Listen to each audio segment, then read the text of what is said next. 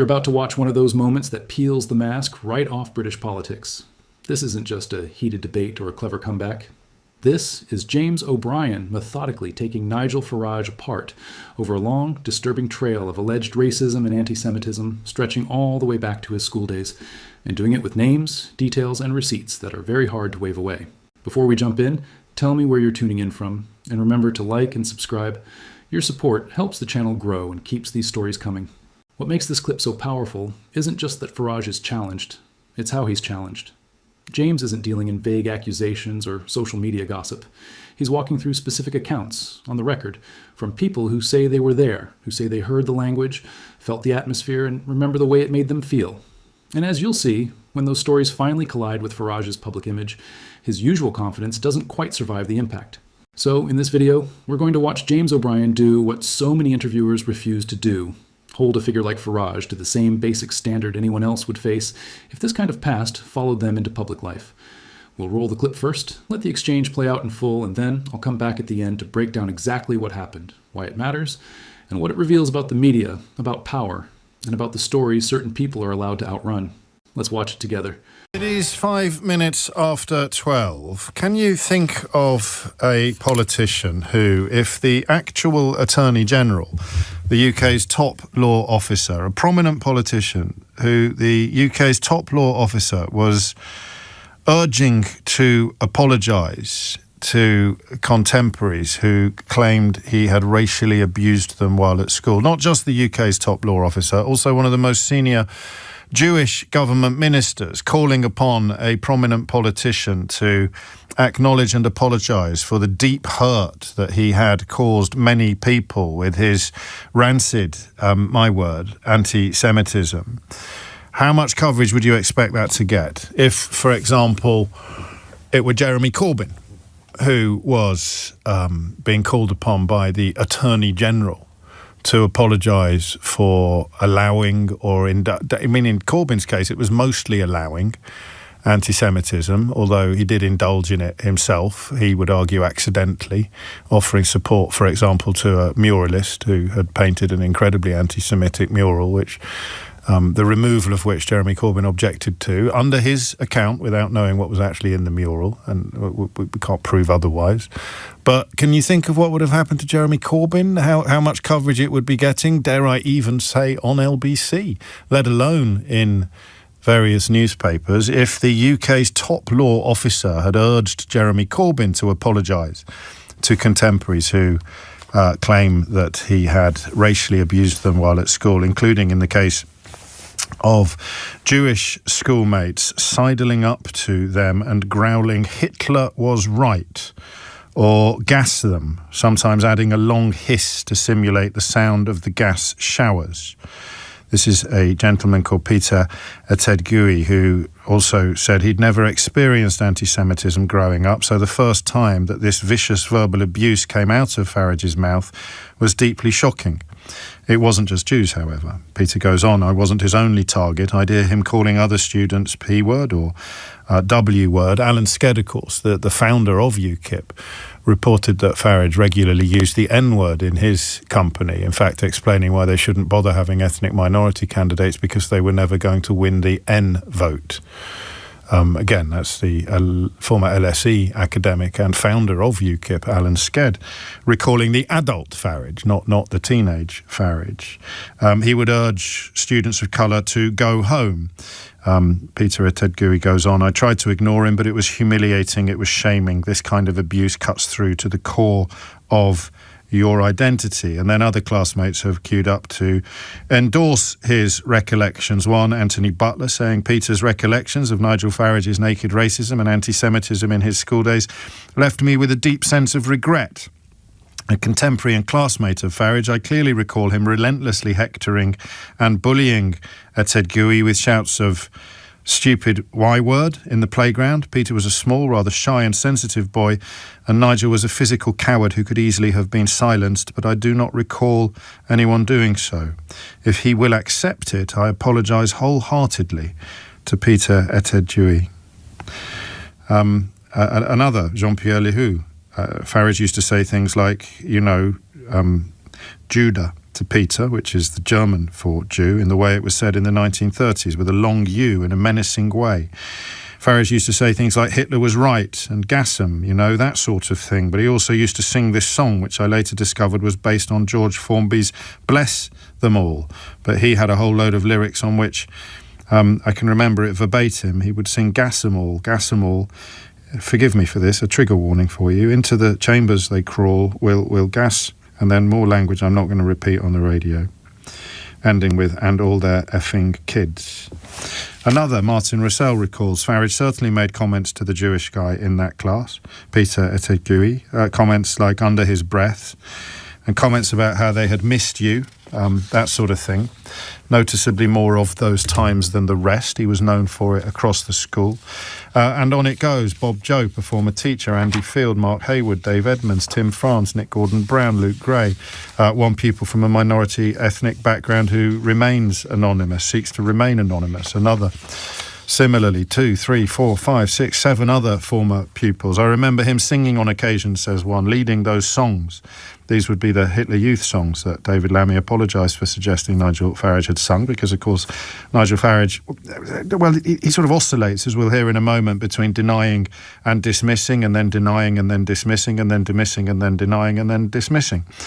I definitely heard him singing racist marching songs at various occasions. If it comes to it, I would happily stand up in court and say it.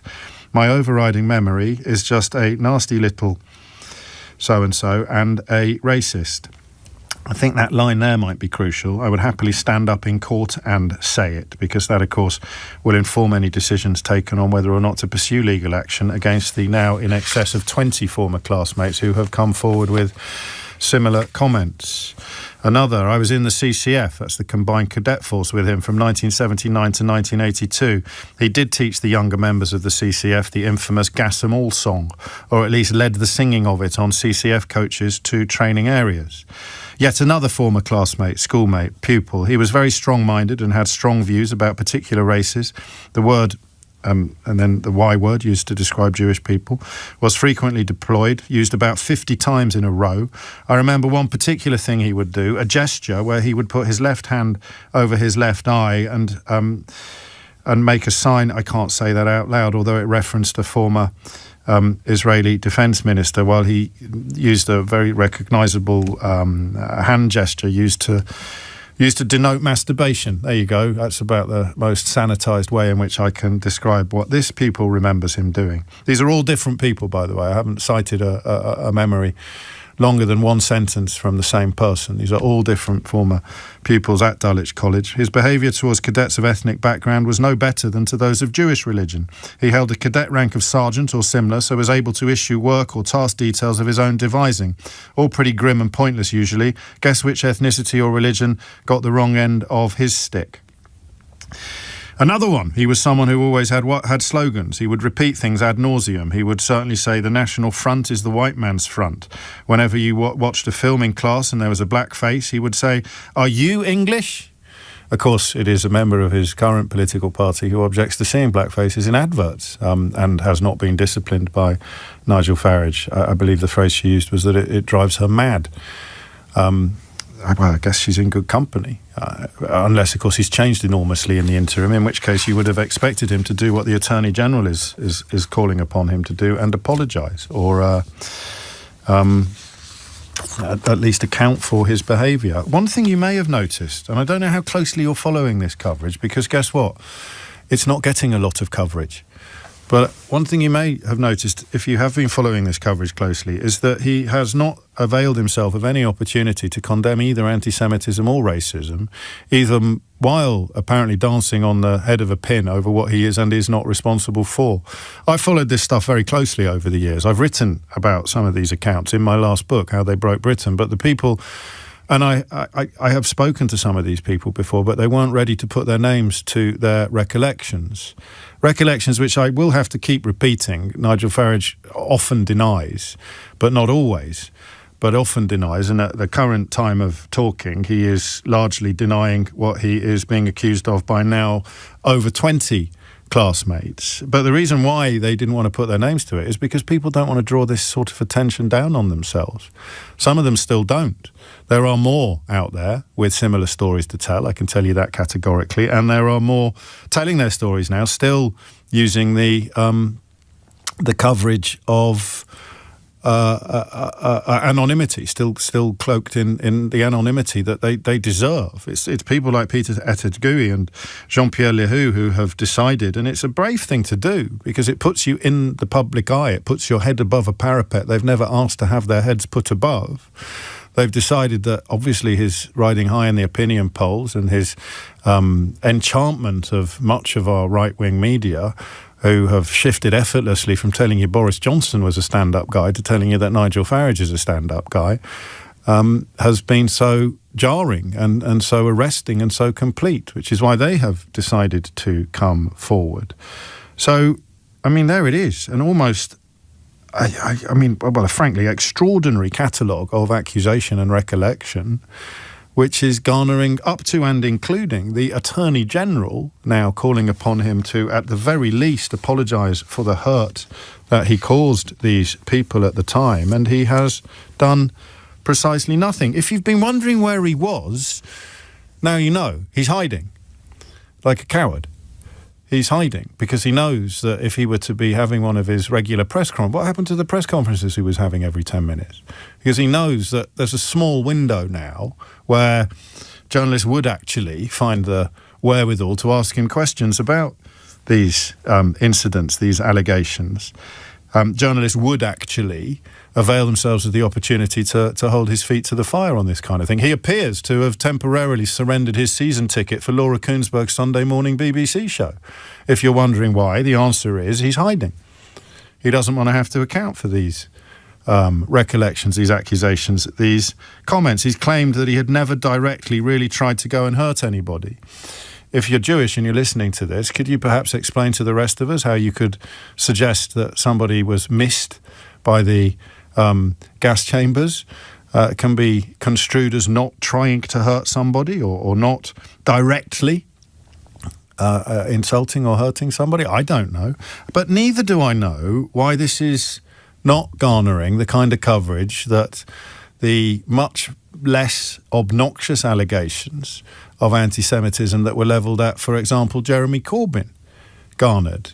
Jeremy Corbyn, a party leader who I don't think at any point was leading in the opinion polls, was he? Nigel Farage currently leading in the opinion polls. Historic examples of, in Corbyn's case, usually accommodating anti-Semites or anti-Semitism, not actually making jokes about gas chambers or singing Nazi songs. Farage would appear to be enjoying something of a free pass from the rest of the media. One journalist has stepped up to the plate. Sharon Preet Kaur had a crack at him.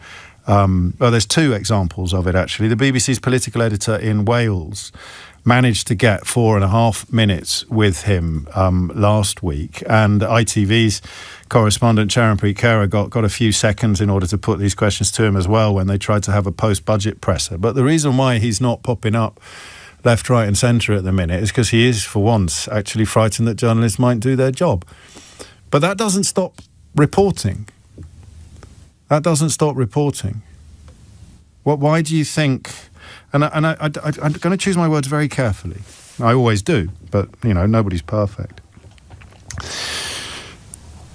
Given that, particularly since the hideous events of October the 7th and the subsequent offensive in Gaza, culminating, of course, in what is widely regarded to be genocide, the allegation of anti-Semitism has been made probably more in the last few years in this country than at any other point I can remember. It's a stinging and a hefty allegation.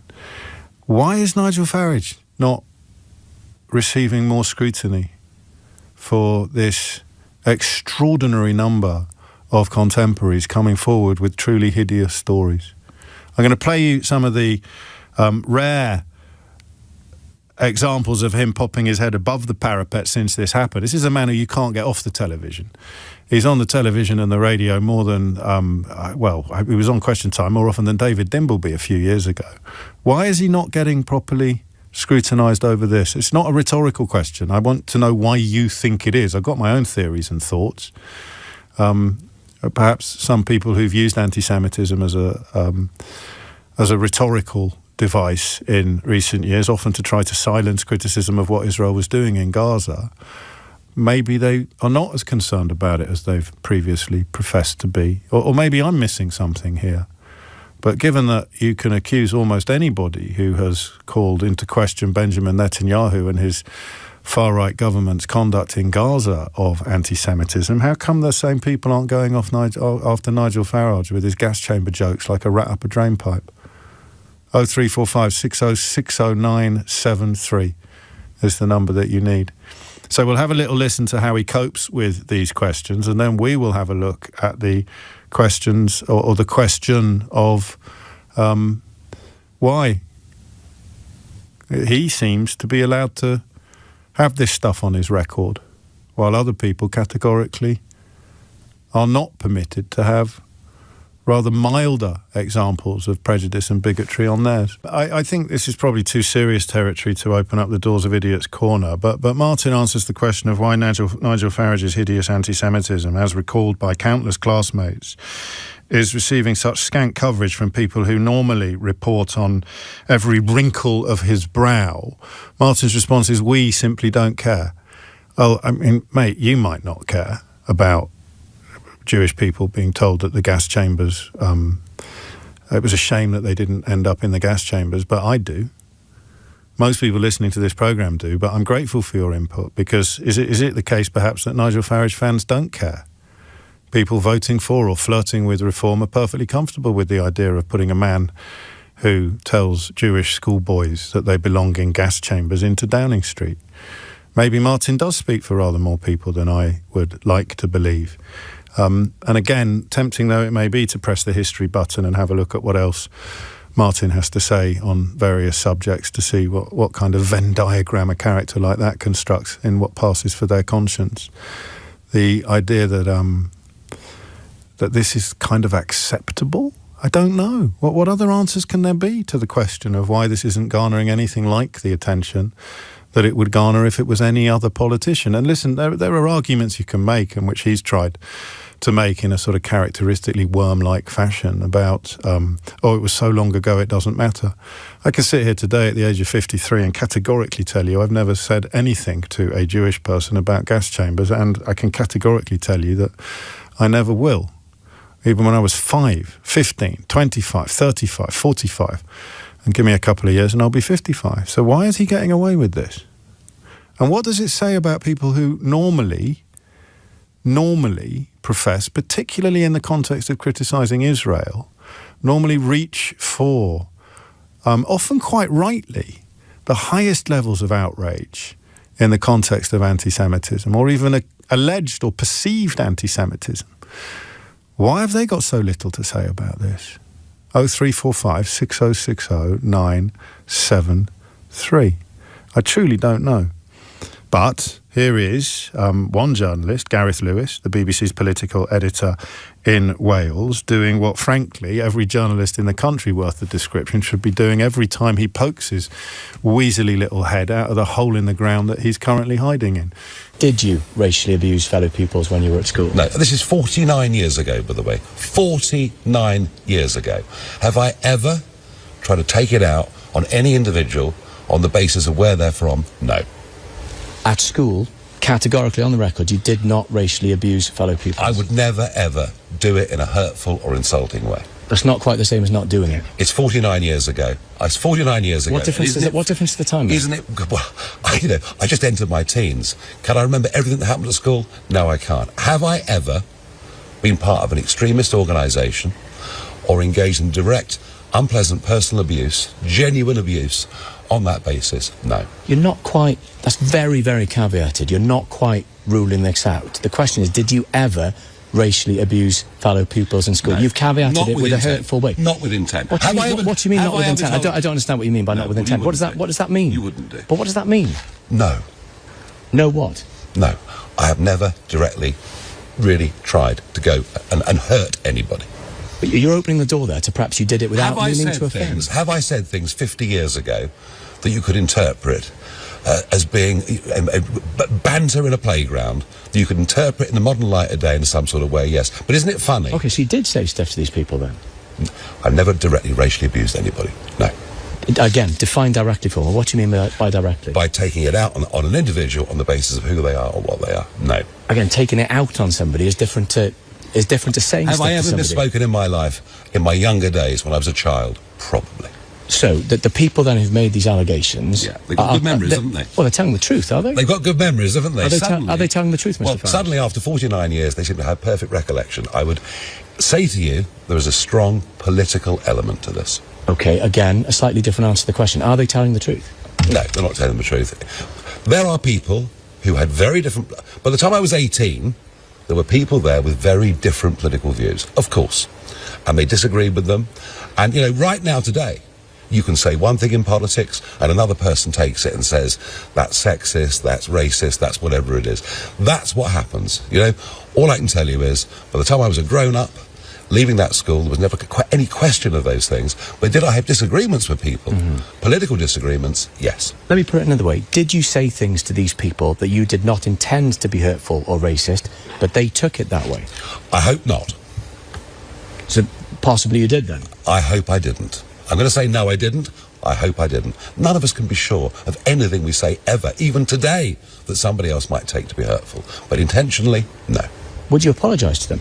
If they were genuinely hurt, of course. Okay, so is that an apology? Are you saying sorry to those people? No, I'm not, because I don't believe I did anything that directly hurt anybody. But yet they may have felt that. Well, we're living in that world, aren't we? We're living in that world. What do you mean living in that world? Well, you know, I might say... Did they take offence at racist language? Look, you know, people can say you know, you can say someone's overweight and they can take serious offence, or you can choose not to say it. I have not done anything. And by the way, you are talking about something in 1977, and nobody has perfect recall of events of half a century Well, 20 people have recalled this, which would suggest there's a good collective memory here. Yeah, which just shows you there's a huge political element to this. It's just nonsense that 20 people could say something like that without it being political in every way. Yeah, you're not quite ruling out I'm not ruling things. out I didn't misbehave at playgroup when I was 6 or 5. Well, we're talking about a lot older than this. You're not ruling out either that you said these words. Dear, oh dear. It's 50 years ago. I still don't understand the relevance of the time. I have not directly tried to insult anybody. Again, that caveat directly. So you're almost admitting that you've said these words and have not... I'm not a vicar. I may have said things last week that someone might have taken offence to, all right? Did you say things back at school that people took offence to? Without any shadow of a doubt. And without any shadow of a doubt, I shall say things tonight on this stage that some people will take offence to and will use pejorative terms about. That is actually, in some ways, you know, what open free speech is. Sometimes you say things that people don't like. Have I directly been racist towards people? No, never. I'm not going to repeat some of the words that have been said, but they were quite specific, and it was very direct. Is that a true recollection then of what was said? No, I don't believe it is for one moment. Okay. Again, worth reminding you, Dr. Alan Sked, very prominent academic at the London School of Economics, recalls Farage using the N-word very, very liberally. When he first joined UKIP, Alan Sked was the leader of UKIP. And he's lying, of course, about his age, because well into his sixth form, he stands accused of making these comments. Not denying all of them, tried to initially, threatened legal action, although that ship seems to have sailed. He continues to deny making any comments about gas chambers, although similarly Peter Etedgui and many of his contemporaries categorically recall making them. I think of all the things that are disgusting about what you just heard, the idea that a Jewish person would somehow forget or misremember that kind of conversation, that kind of comment is, to my mind, curdling, actually. Who can truly claim that they're surprised by this, by these recollections, allegations, memories, call them what you will? You've really got two choices, haven't you? You're either going to pretend it doesn't matter because you're not publicly prepared to say that you're supremely comfortable with this kind of thing, both historically and currently, or find me someone who's been called the P word or the N word with genuine hatred, and who would chalk it up as banter or claim that it was easily forgotten, and I'll find you a liar. Here's another example. That was brilliant, wasn't it, by Gareth Lewis? You heard how calm he stayed and how blithely Farage expects to be able to gloss over it and move on to the next point. I've said it before and I'll say it again. He's the easiest person in politics to pin down. It's just a miracle that so few people bother to try. Many, of course, are too busy tickling his toes or quietly nodding along with his bigotries and hatreds. But some you could name, probably. You're surprised to see them not taking a rather stronger stand against what he quite plainly represents. But Gareth Lewis, they're staying super calm and just also doing that thing about asking him to define what he means by certain words. All of these comments getting filed under political. I can tell you one thing with absolute certainty, and that is that these people have been, many of these people, at least two that I have encountered personally, have been sharing these memories, these recollections for years, but they did not want to have their own names in the public eye. And now they've decided that they have little choice, that honour demands that they go public with these accusations. I can tell you that without a shadow of a doubt. Here's ITV's Charanpreet Kaur putting a question to him just before his post-budget press conference last Wednesday. You said earlier this week that you never tried to hurt anybody with the comments that you made at school. You've described them as banter. Some of those who are on the receiving end clearly disagree. So given that they say you did hurt them, would you like to apologise to them? Well, one person says they were hurt, and if they feel they were hurt, then I'm genuinely sorry. But I never, ever, ever would have said or done anything like that directly to a human being. Absolutely not. He continues to contend that he or rather one of the people on the receiving end of this abuse continues to contend that he categorically did say the things he is accused of saying, and there is a long queue of people who witnessed it as well as people, of course, who were on the receiving end of other forms of racist abuse. I have a very strong memory of him using the W word for what we now call people of Afro-Caribbean origin, and the P word for those of South Asian origin, says Dave Edwards. Mark Hayward saying, I distinctly remember him coming in several times chanting Oswald Ernald Mosley, who of course was the leader of the British Union of Fascists. So why is this receiving so little attention? 0345 6060973. Here's Amelia Cox with your headlines. James O'Brien on LBC. 36 is the time. So if you bear with me, phone lines are open. Why on earth is this politician, Nigel Farage, getting a relatively easy ride over allegations from a growing band of schoolmates, already in excess of 20, who recall him engaging in hideous racism and, frankly, close to unbelievable anti-Semitism? Once again, he continues to deny some of it, although it's hard to pin down precisely which bits he admits and which bits he doesn't. This is what he told LBC on Wednesday. I can tell you categorically that I did not say the things that have been published in The Guardian, aged 13, nearly 50 years ago. A lot of what was published in The Guardian focuses upon his time in the cadet force when he was 16, 17, 18. And the other bit that, of course, is worthy of mention in just that first sentence of his statement is that he was claiming not long ago that nobody could possibly remember what had gone on so long ago. So he can categorically recall exactly what happened then.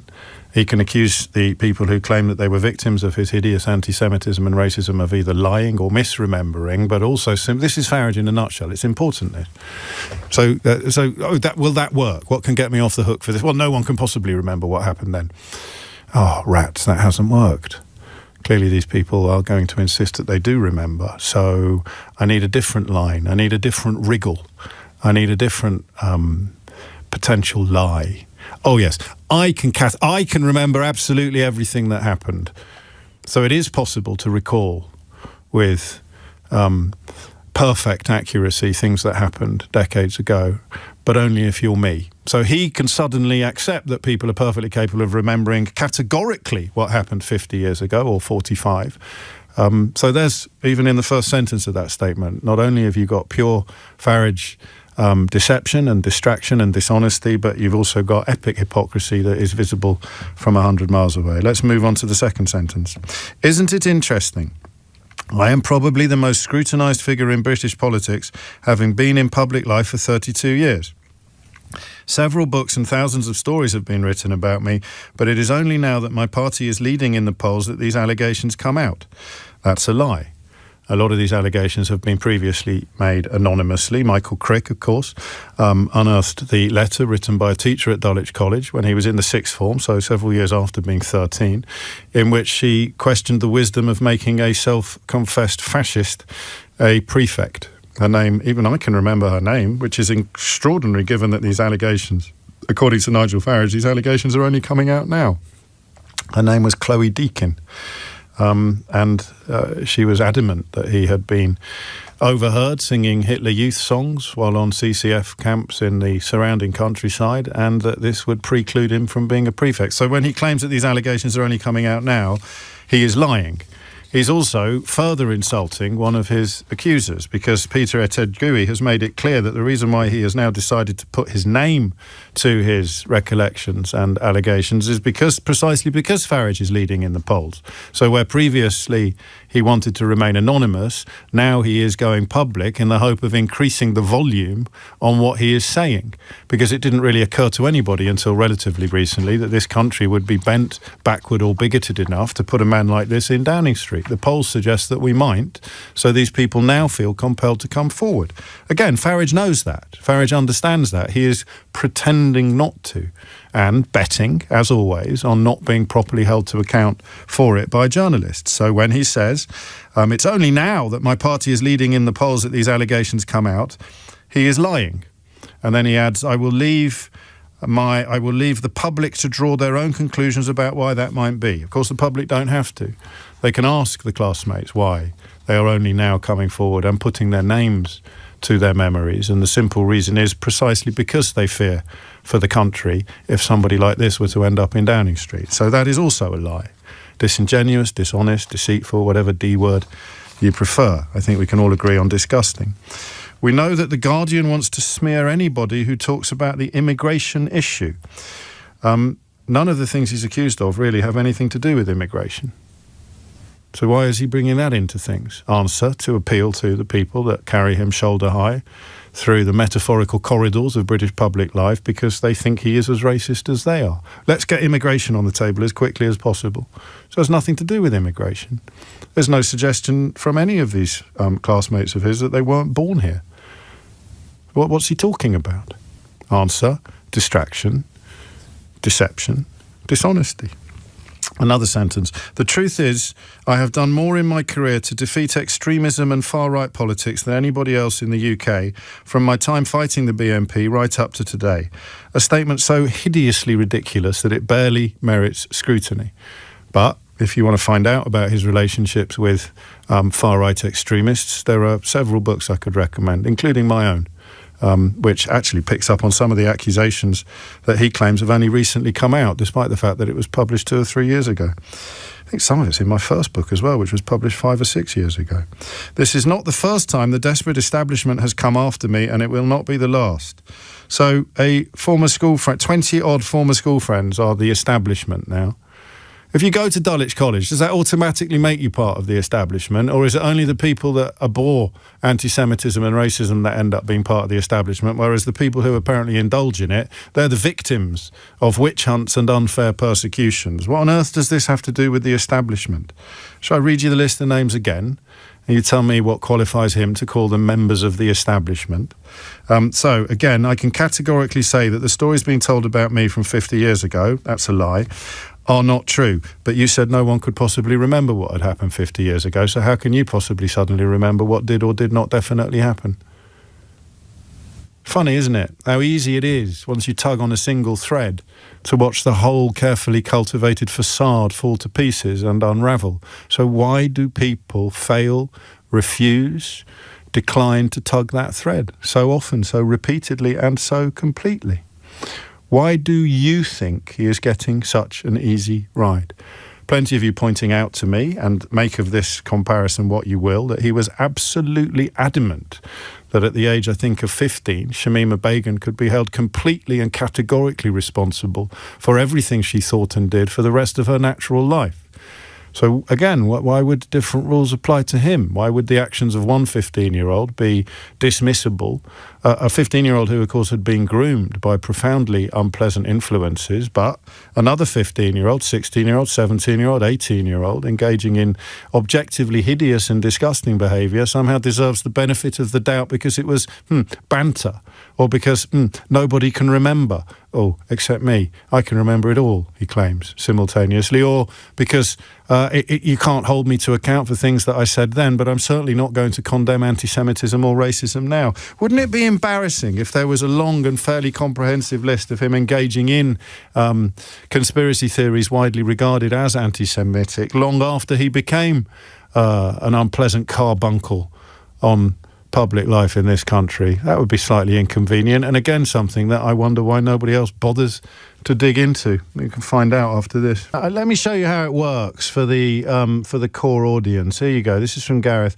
Isn't it coincidence that as all the main parties now feel threatened by reform, and they are a genuine threat, suddenly people's memories clear and the media is able to find lots of Nigel's ex-school friends who claim he was mean to them and said racist things, never remembered them during his UKIP days, EU Parliament days, or during the Brexit campaign? Strange.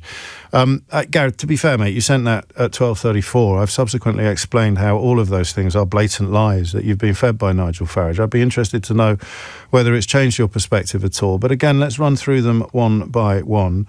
These claims were all made during in previous years, just that people weren't ready to surrender their own anonymity. A teacher at his school questioned whether or not somebody who was reported to have sung Hitler youth songs as he marched through the Kent countryside would be suitable material to be a prefect. You mentioned UKIP. Why were they never remembered during his UKIP days? Asked Gareth. Mate, the actual founder of UKIP was one of the first people to publicly state on the record that he had repeatedly heard Farage use racist language in his company, explaining that they shouldn't worry about fielding ethnic minority candidates because they were never going to win the N-word vote. So listen, you can call Alan Scedd a liar if you want. I'm sure Farage has done, will do, or has flirted with the idea, but you can't claim that none of these allegations have been made previously, Gareth, any more than you can pretend that a teacher didn't write a letter to the headmaster about his alleged Nazi sing-songs, or indeed that the founder of the actual UKIP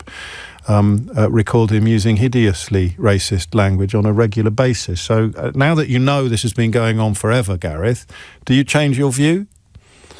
Or do you just change your excuse? I don't know. What about adult Farage? George Soros, of course, has often been the receptacle of all manner of anti-Semitic conspiracies.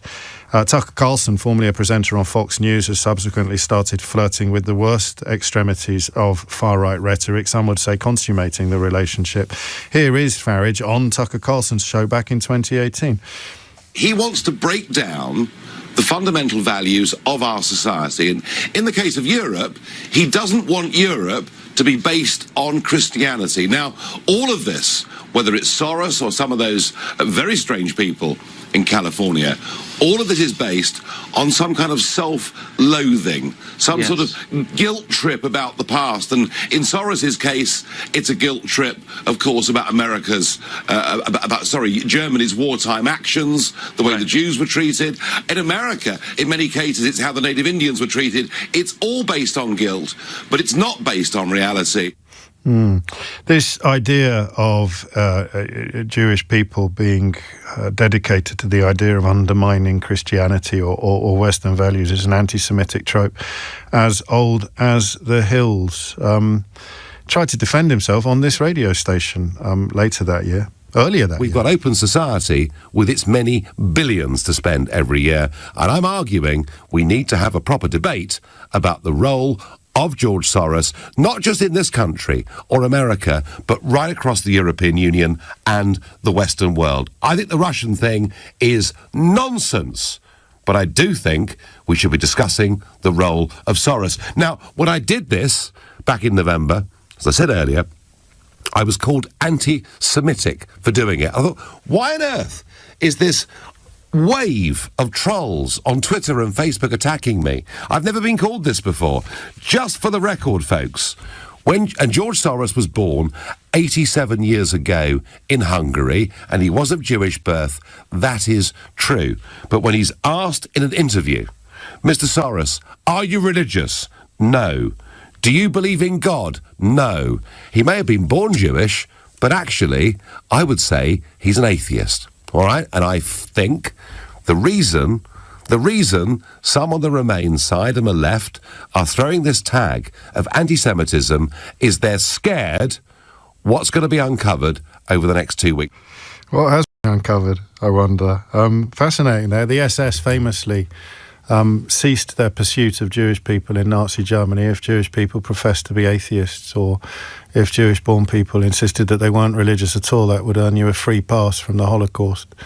Stuff that comes out of his mouth. Extraordinary. And remember, he said that he'd never been called anti-Semitic before, which must come as news to the people queuing up to claim that they remember him making jokes about gas chambers when he was at Dulwich College. Oh, and you remember Alex Jones? Of course you do. He's the bloke that accused the grieving parents of murdered children of being a hoax, something that never prevented Farage from appearing repeatedly on his programme. In fact, he used to have a season ticket for InfoWars and appeared there in 2018, again repumping this globalist rhetoric, which is widely regarded as a synonym or as a camouflage for anti-Semitic tropes.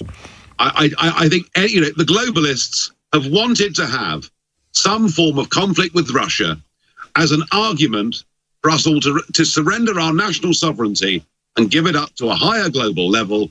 They've wanted it for years, and now they see their opportunity.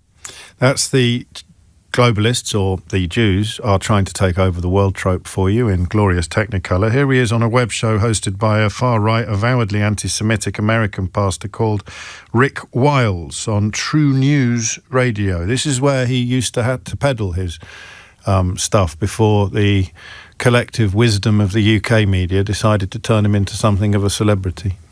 The violence become very high indeed. But is this going to become the norm? For nations that are in debt, I mean, are we going to see someday the central bankers of the world install the Prime Minister of Great Britain? They're going to install a future President of the United States? Is this where we're going? Well, if I'd been on this show with you a year ago, and I'd said that when I come back in a year and we talk, there'll be a puppet Prime Minister in Greece, and even in a country of the scale of Italy, nobody listening would have believed it. But it's happened. It's happened with barely a murmur and barely a protest. So I would say that a very, very bad and very dangerous precedent has been set, and frankly, anything now is possible. Bankers taking over the world as well. I'll leave you to wonder what the historical precedents are for that kind of rhetoric, or indeed that kind of opinion. And finally, back to Soros in the EU Parliament. Again, you have to remember the historical context of people claiming that Jews secretly run the world, or if they don't already, they certainly want to. As Mr. Moscovici said at the start of this, the leak of all these papers and lists of people with offshore holdings has come about because of the Society of Investigative Journalists. But what's not been said this morning, and I think is relevant, is that the funding of these investigations came from one George Soros. Now, I say this at a time, I'm going to come back to so what, and it may have some personal interest for you as well. I say this at a time when the use of money and the influence it may have had on the Brexit result or the Trump election has reached a level of virtual hysteria. Just last week, the Electoral Commission in the UK launched an investigation to find out whether the Leave campaign took offshore money or Russian money. This came about as a result of questions asked in the House of Commons by one Ben Bradshaw, somebody linked to an organisation called Open Society. I just wonder, when we're talking about offshore money, when we're talking about political subversion, when we're talking about collusion, I wonder whether we're looking in the wrong place. And I say that because George Soros recently gave Open Society, his organisation, which of course campaigns for free movement of peoples and supports supranational structures like the European Union, he recently gave it $18 billion. And his influence here and in Brussels is truly extraordinary. Open Society boast that they had 42 meetings last year with the European Commission. They've even published a book of reliable friends in the European Parliament. And there are 226 names on that list, including yours, sir. I thought you'd find this interesting. We even had last week Mr Verhofstadt lobbying on behalf of Mr Soros at the Conference of Presidents in a battle that is going on with Viktor Orban, the Prime Minister of Hungary. If we're going to have a debate, and we're going to talk about full political and financial transparency, well, let's do it. So I should be writing today to all 226 of you, asking some pretty fair questions. Have you ever received funds, directly or indirectly, from Open Society? How many of their events have you attended? Could you please give us a list of the meetings of all the representatives, including George Soros yourself? And I think this Parliament should now set up a special committee to look into all of this. And I say that because I fear we could be looking at the biggest level of international political collusion in history.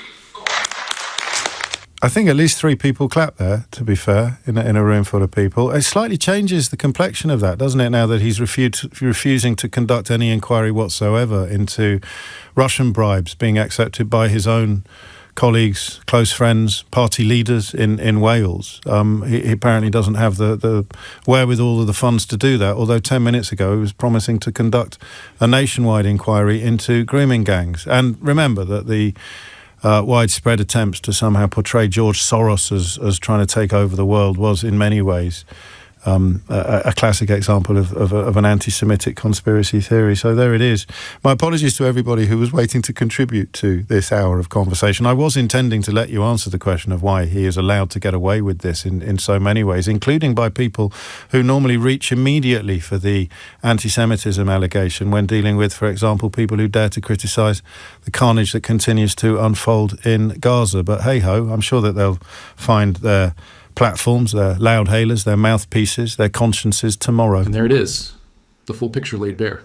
When you take a step back and look at what James just walked us through, it becomes impossible to pretend this is a minor story or a case of political exaggeration.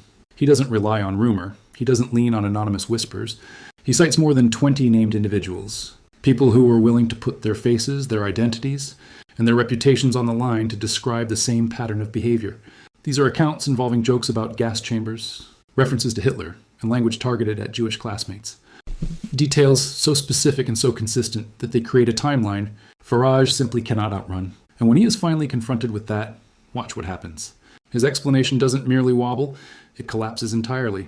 First, he argues that no one could possibly remember events from half a century ago. Then, the very moment that defense stops working, he pivots into the exact opposite position. Suddenly, he can remember with perfect clarity that none of it ever took place. Which version are we supposed to believe? The truth is, he's not providing clarity. He's providing whatever line feels most convenient in that moment. And the phrasing he relies on tells its own story. Listen carefully to those qualifiers, not in a hurtful way, not directly, not with intent. These aren't denials. These are escape hatches. They're crafted to create just enough ambiguity to avoid accountability, while leaving as much room as possible to argue later that he didn't quite say what you thought he said. But how does someone indirectly say that Hitler was right?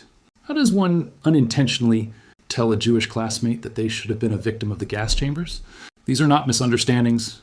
These are not gray areas.